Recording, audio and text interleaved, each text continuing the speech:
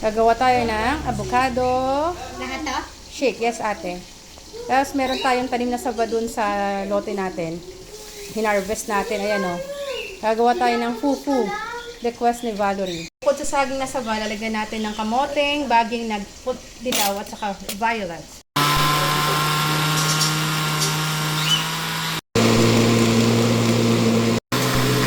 Nilagyan natin ng powdered milk, Bear Brand, bukod sa condensed milk. Ayan, ang sarap ng ating avocado shake. Ito na yung ating ginawang avocado ice cream mo. Ayan o.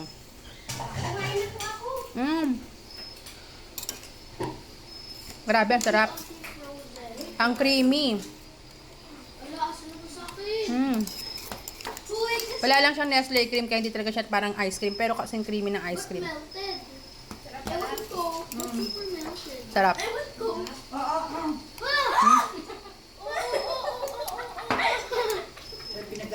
Road sa pagtaba. Nacho saka ice cream ang ginawa namin today.